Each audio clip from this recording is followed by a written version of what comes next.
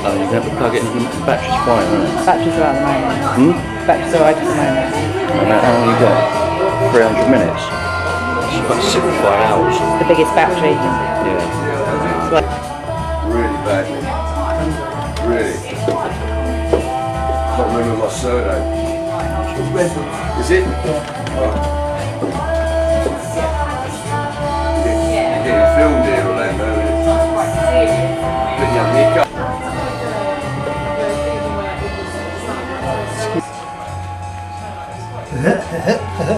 Hey kids!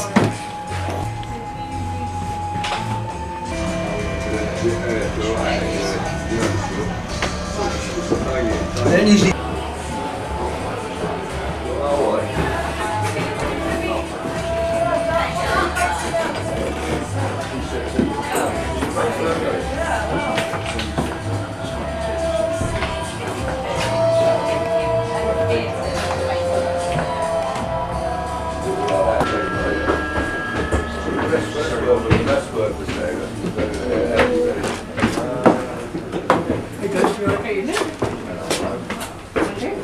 Pictures of me doing so.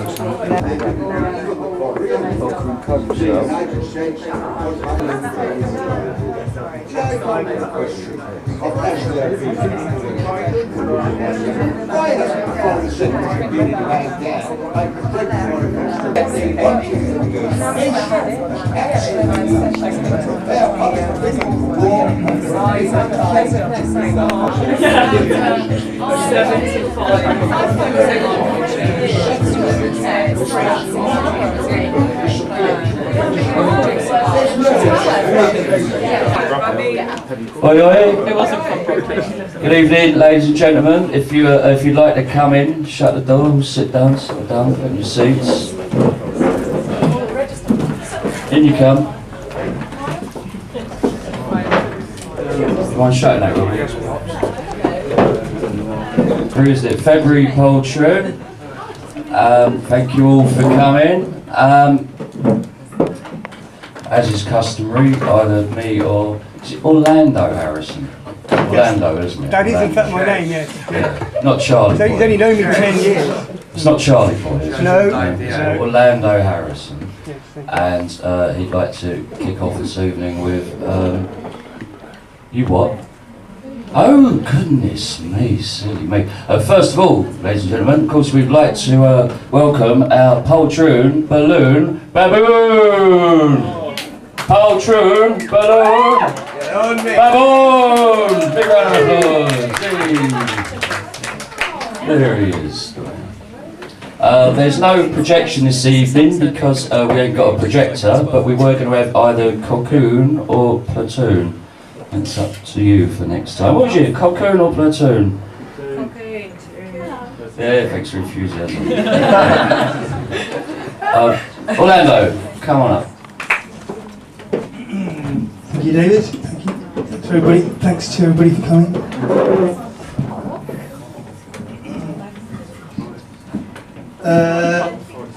Right, this is the next version of the novel that I've been writing.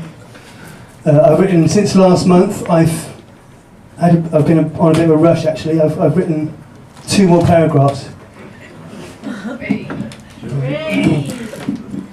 Yeah, there's no stopping me. Okay. I've been looking back at the videos of me reading. I've noticed I have a tendency to talk far too fast and to garble my words. So I put a note here to read slowly and clearly. Okay, so I'd appreciate some feedback after. It's shy. What's that? I haven't started yet. Exactly. Okay. After Laura left me, I tried to write a novel, but everything I wrote was shit. I'd sit in Wetherspoons with my laptop, trying to turn my fucked up life into fiction. Maybe I thought a book could confer dignity on my failure or make it less real. If I got published, then my failure wouldn't really be failure at all. It would be like I'd meant it all along. But it didn't get published. It didn't even get started. I got a fairly good first paragraph with a straightforward economy of style, prose that sounded natural, like the way a normal, reasonably intelligent person might actually talk. The story started, predictably, with a man starting a novel in Wetherspoons after being dumped by his girlfriend. I changed Laura's name to Lorna and the man's age to 26. We know all this. That way I figured I could use the last 4 years of my life as material. And now I'm going to be doing this every month for the next 2 years. That's the point. I tried to describe our first meeting. The pink beret, the bleach, the lumpy mascara, the infected lip piercing, the skull with wings she drew on my arm in blue biro, her skinny, trembling hands, the razor, etc., etc. I tried to be straightforward, unpoetic, and let the facts speak for themselves. I described the chicken carcass, left over from the meal we shared, just like the one in front of me now. Our first baby, she'd sniggered. Here I stopped. This wasn't fiction. It was what had actually happened.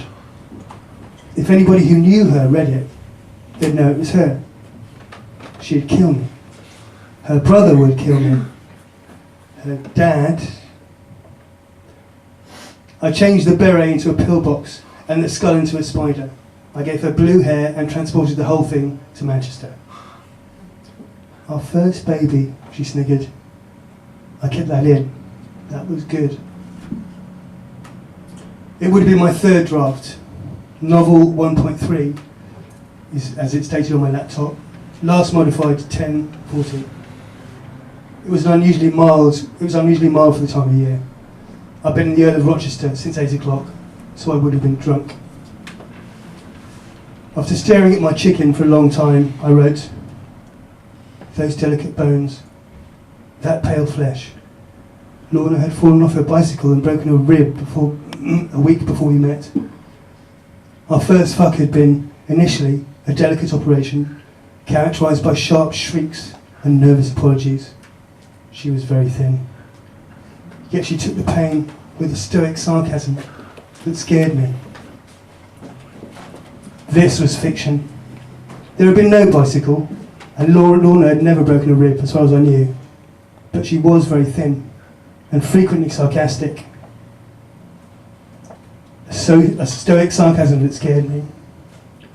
I realised that I was going to have to refer to her stoic sarcasm, or I'd have to get Lorna to say something stoically sarcastic.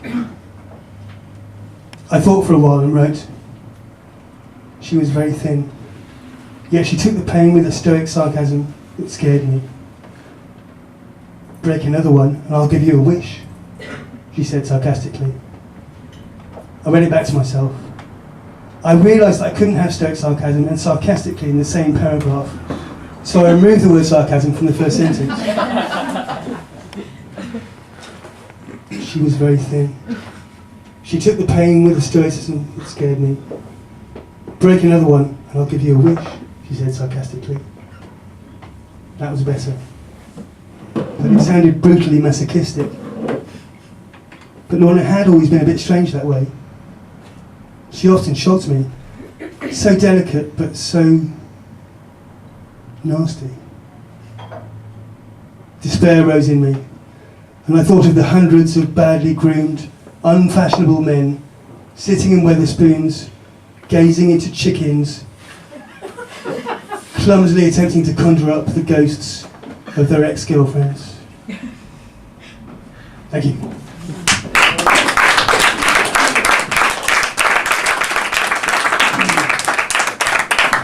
Poltroon, Baboon, Balloon Baboon. Part of that again next month.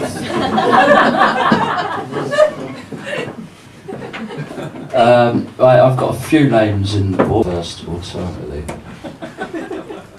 Well, you don't have to. Anyone want to step up to the mark? Hmm? No? Well, Simeon, come on.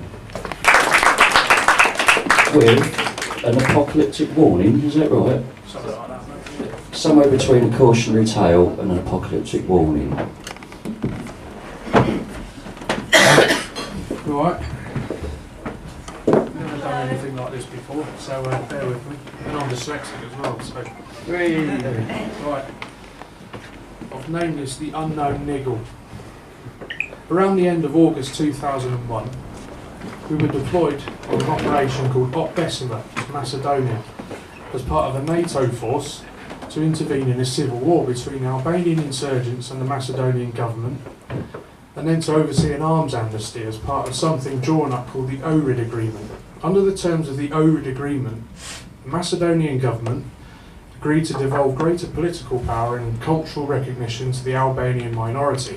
The Albanian side, in turn, agreed to abandon separatist demands and fully recognise all Macedonian institutions.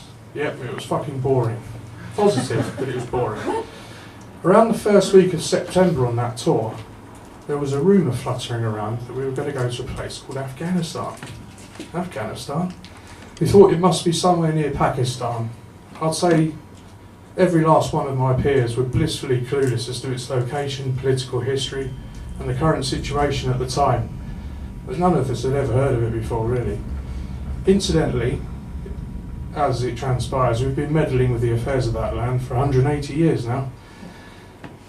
As to why nothing about that place, well, next to nothing about that place was ever taught in history or geography in our educational establishments, at least on a secondary level, speaks volumes to me. I guess in Victorian times, at the height of the British Empire's powers, the Anglo-Afghan Empire must have had an attractive ring for it for our bankers, traders and politicians. Yeah, they keep cropping up, don't they? It's nothing new, folks.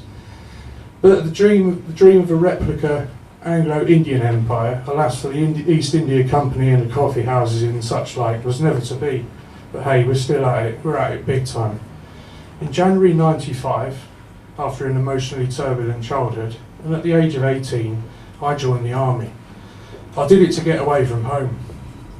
I guess it was a bid to, one, establish my independence, and two, become a man. You may have picked up on two ironies there already. Firstly, as a soldier, you're dependent on the army for everything. And secondly, you certainly don't become your own person. What you become is what they call a lean, green, mean fighting machine, or some sort of cyborg with an operating system installed, which is designed to process only one type of software, orders from a superior. I know, it's hilarious. I didn't know it, but this formed a sort of internal conflict that was to take me quite a long time to figure out, but it always ran deep. I wasn't quite mature or emotionally developed enough at the time to recognise what was conflicting what. Plus, I was always too busy trying to fit in anyway. Of course, initiative also is essential to playing a role, and instinct is shaped by the repetition of intense training. I did gel, but not without this unknown niggling feeling. It was always a conflict in my soul. My career progressed. I was sent on a lot of courses, I got promoted, etc. I served with the Specialist Airborne Unit, the members of which are trained for particular skills such as jumping into areas of battle from an aeroplane with a parachute, as so I lost my place. Killing enemy soldiers, long and short range reconnaissance, building temporary bridges, blowing up permanent ones and railway lines, breaching minefields, demolitions, setting booby traps, playing around with explosives and much, much more. Generally, we provided what's called battlefield engineering support to the parachute regiment, battalions and special forces. All these roles are played in theatres such as Northern Ireland, Angola, Rwanda, Bosnia, Kenya, Kosovo, Sierra Leone, Macedonia, Afghanistan and Iraq, and a few others.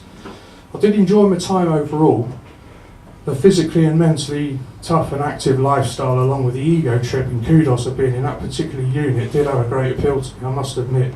It certainly provided a strong sense of achievement. Also, I believed I was part of a greater good and doing a great job for the world in general. We could well have been, but this unknown niggle remained, this itch that wouldn't go away. Lying fast asleep in a derelict, bombed-out X3-star hotel in Macedonia, on a stuffy afternoon, on a green makeshift bed, I was dreaming of being in a hot, stuffy carvery in the UK, munching away on roast beef and broccoli, when a boot lodged itself in my ribs, and some twat, who I used to call a mate, shouted, "Oi, Minnsy, some packy cunts are flying airplanes into buildings in America, come and have a look." Really, I mumbled. Fuck off, I mumbled again. Rolled over and went back to sleep. When I later awoke, there was a buzz amongst the blokes, an air of incredulity and astonishment. So fucking what? I seem to remember thinking, what's he got to do with us? The signals blokes had set up Sky on the big screen in the dining hall. Upon that screen were the most astounding images of some big buildings, apparently called the World Trade Center, undergoing to what my experience looked very much like a controlled demolition. And that's for another chapter. Yeah. It seemed like moments later, when some blithering buffoon, some parody-mouthed skeeter called George W. Bush, was declaring war on, yep, you guessed it, Afghanistan, and then later Iraq. I felt like I just swallowed a lump hammer. We already fucking knew it. Something was wrong, very wrong. But what also disturbed me was that nobody seemed to realise. I didn't hear a single, hang on a minute, it's just incredible. Something began to intensify that niggle. It all seemed very linked.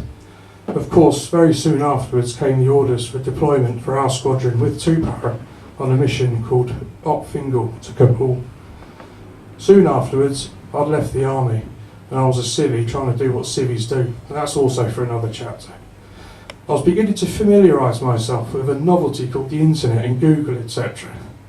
A while later, as a new convert, I started asking our Heavenly Father Google some questions that I'd been carrying.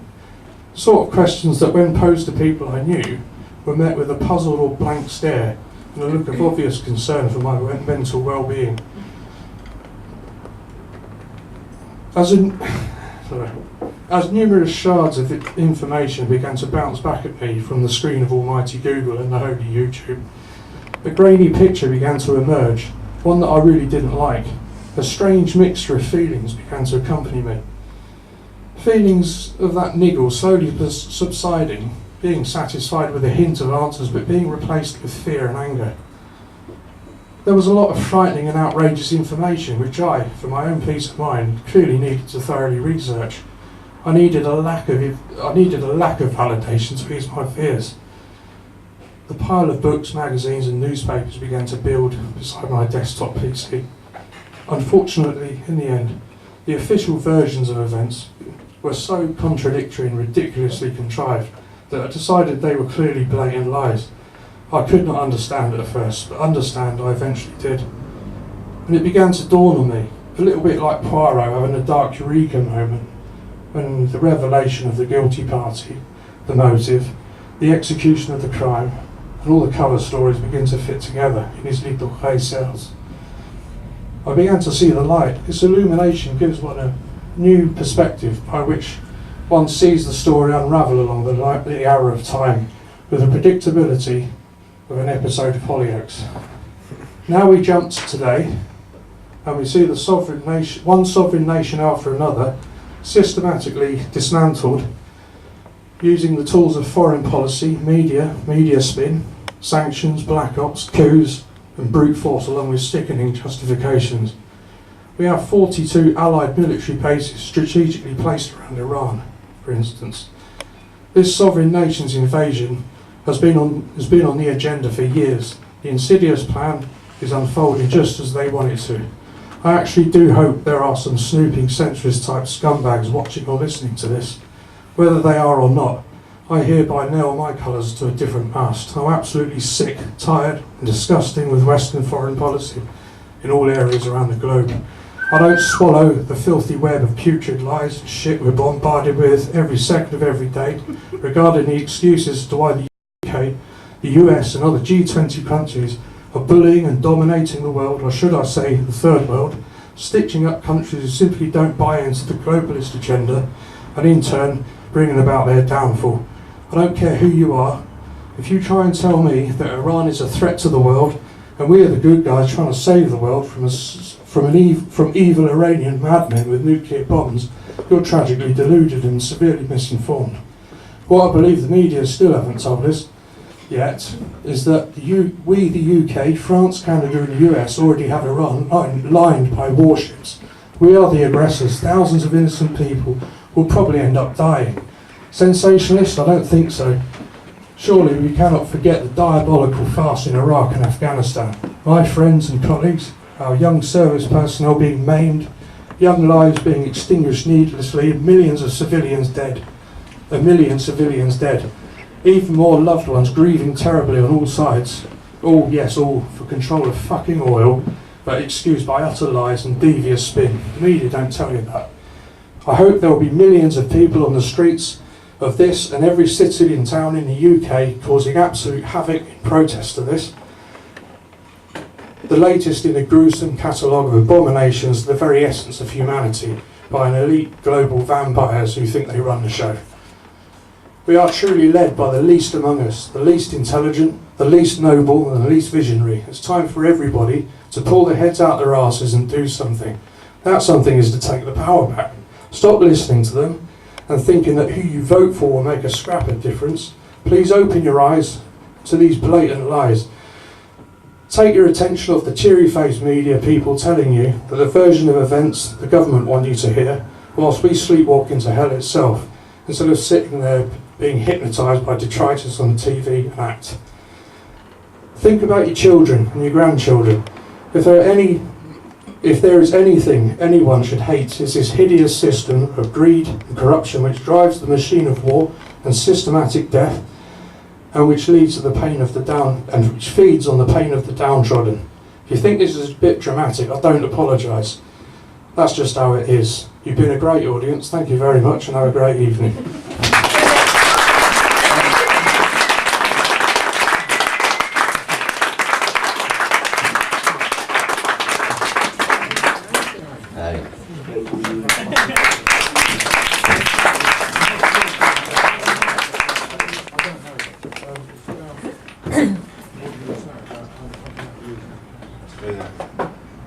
Hello, good evening.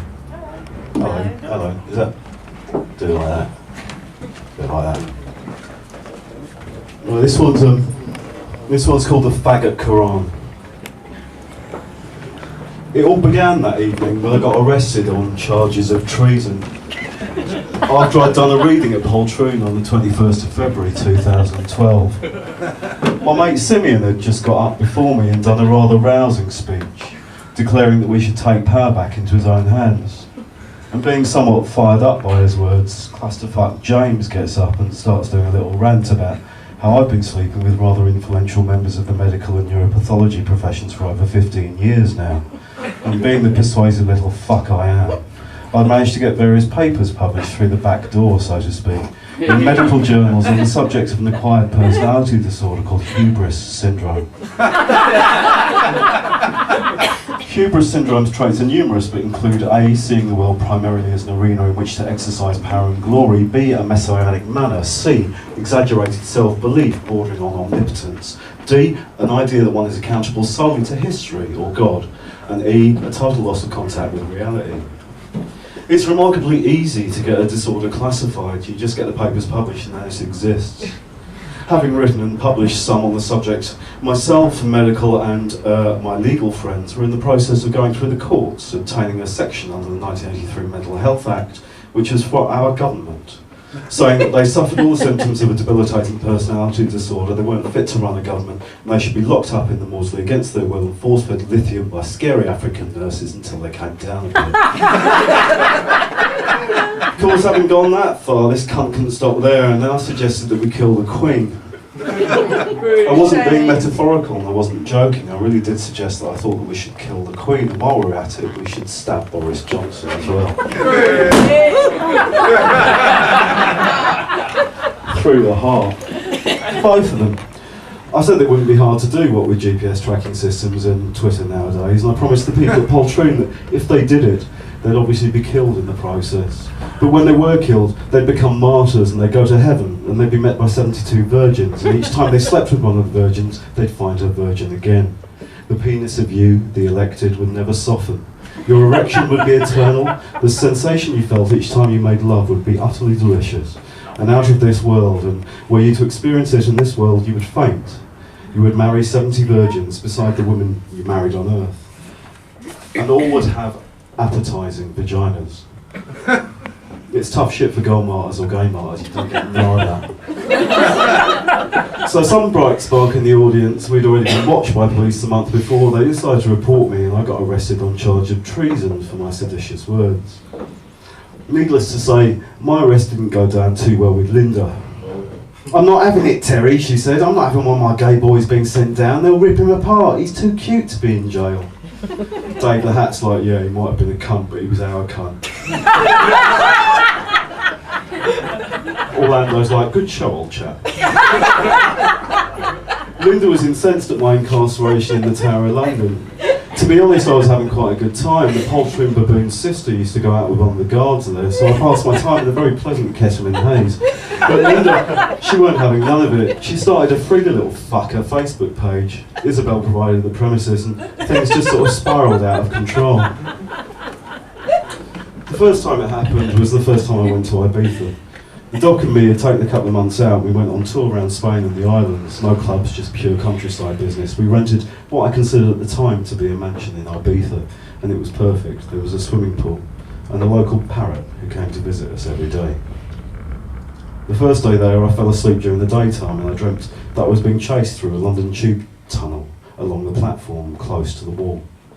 As I passed one of the London Underground workers' service doors, a hand reached out and dragged me through it. I ended up in a type of conference room, people sat on chairs, whiteboard with stuff written on it, a man standing at the front of the class, obviously giving a lecture that I'd been pulled into. Everyone looked round and the guy who was kind of teaching the class looked at me and said, "Ah, you finally made it. We've been looking for you. Welcome to the Dream Resistance Movement." So far, so what? There's nothing worse than a writer writing about his dreams, eh? It's lazy, who cares? So then a year after that, I go to America, to Africa for the first time. It's quite a revelation. It's got the same red, fertile, musty soil that Ibiza has. We're driving through internal South Africa on our way to Lesotho. We hit a guest house and I go to sleep. I dream I'm walking along a roadside. It's unclear where it is, but I'm by a hedgerow or some long bushes. A hand comes out of the hedge, pulls me through it, and I'm in the same room as I was in the dream in Ibiza, except this time the teacher guy turns around and says, "Hey, nice to see you again. We've been waiting for you. Where have you been?" That was the second time I encountered the Dream Resistance Movement. Ideas start to sink in, flies into battery acid. I quite enjoyed my time in the Tower of London. There was a certain kudos attached to it. While I was in, the Jubilee came and went without incident. No one cared. I was getting messages from the outside through letters. Eventually the guards smuggled me in a mobile. I heard there'd been an attempt to pass through what became known as the Hubris Bill, but the personality disorder was banned by Parliament. However, there they come now. However, it was 2.5 million Twitter followers. With over 2.5 million Twitter followers, Linda was now full-time in her Free Little Fucker campaign, the FTLF. The first indication that something was up was the Scientologist boat, the Freewind, which was docked in Bremerhaven in Germany, was destroyed in an unidentified terrorist attack. Obviously, all those sailing lessons from Rage and Alex came in handy. The Freewind had been where Scientologists taught the highest level of Scientology, the operating theatre level 8. I was kidnapped by a Scientologist when I was 18. It's a boring story, so I won't go into it. But I've never been too enamoured with them since then. I wasn't sad it happened. Scientologists teach that they're aliens from the future who have fled into the present to reclaim their true selves, and it's only when they eventually come and read the teachings of L. Ron Hubbard himself, which are buried in a vault in the New Mexican desert, etched onto 78 RPM discs with a wind-up gramophone with them, so you don't need electricity to hear them, they will be eternal.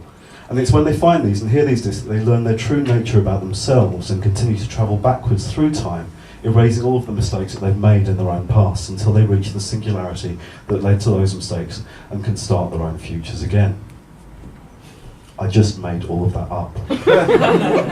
The Scientologists are actually humans inhabited by aliens. These aliens are fleeing from a nuclear apocalypse that happened 75 million years ago. Their leader, Xenu, drugged them with alcohol and glycol and transported them in planes similar to the DC airplanes to Earth, where he proceeded to bury them under volcanoes and blow them up with hydrogen bombs. Their souls were freaked out and attached themselves to humans, and Scientology teaches that we must detach these souls from our bodies in order to become clear human beings. Anyway, they weren't going to teach that shit on that boat no more. No one connected it with anything else. Everyone hates the Scientologists. Everyone thinks Ron L. Hubbard is a cunt. Logistics were the first to wake up in the UK. Through the implementation of ZIL lanes throughout London, every lorry driver in the southeast was politicised. They weren't able to do their deliveries except for 4 hours during the night during the run-up to the Olympics, and the situation was intolerable. Infiltrating their union through their base in Belvedere, the food crisis started. Slowly, over the couple of months leading up to the Olympics, stocks in supermarkets started to dwindle. Not enough so that anyone on the shop floor noticed. God forbid the Telegraph got wind of a fettuccine famine. But a few stashed crates here and there from every warehouse worker, and soon the warehouses started to feel like the caverns they were. Simply hiding video senders in all of the warehouses fucked up the radio frequency ID scanners used to keep track of how much and where the stock was, and all stock checks started to go haywire. The boys on the roads declared a gang truce, the second in London's history, the first being during the Blackberry riots. The postcode wars were put on hold, and everyone agreed to take a loss for a couple of months. Various people cut the cocaine with crystal meth. Anyone doing coke for the build-up to the Olympics, and believe me, London was flooded, found themselves unable to sleep for days and days and days. We started a show called Poltroon, Prisoners of Poetry on Resonance FM, radio for people in jail. Readers of Poltroon gave out coded messages on air to all of our people locked down. We didn't even have to code them that much. It's amazing what you can get away with poetry or art or fiction. Word got around fast, it just grew. The doctors were the first to go on strike due to pensions, the NHS bill, and these really unpopular ZIL lanes which were creating an inverse banlieue in the east.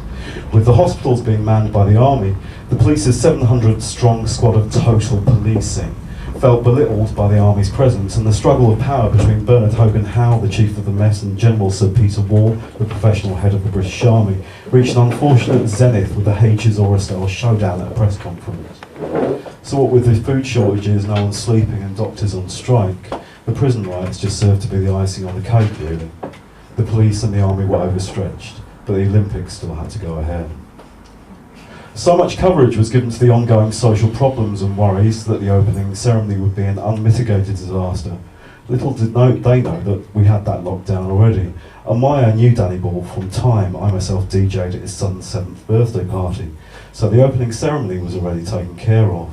At its climax during the much-fated dance sequence, and as the Rolling Stones launched into a dreadful version of Satisfaction, there would be a Busby Berkeley-type overhead aerial pan, which would zoom out to the dancers all spelling out the words, "Fuck you, Seb Coe." It was really quite beautiful. So no one really noticed that the Alabama 3 were going to put on an impromptu gig on Parliament Square on Friday the 27th of July 2012. Thanks to a handy redistribution of various bits of equipment all over central London, squats and flats, and a handy mini-riot hosted by Oliver's transsexual Soho Brigade, this Covent Garden party served as a foil, as when the Alabama set up and started to play, no one looked to the sky. Simeon had been noticeably absent from all the ongoing proceedings. He'd felt guilty at me being locked up, and had been in deep thought. He was good at keeping secrets. It's easy to make bombs nowadays. Everyone's read Fight Club. Not everyone's a trained paratrooper though. Simeon put on his headphones, turned up Thunderstruck by AC/DC, and having persuaded some of his mates in the 1st Para Regiment to do him one last favour, he jumps out of the plane they'd stolen from the barracks just as they neared Big Ben. No one suspected an army aeroplane. Simeon's parachute opens, a large anarchy symbol painted onto the nylon. The word parachute means to fall and protect against. Simeon mutters primes into pares, opens his eyes, and all that is solid melts into air. All that is holy is profaned.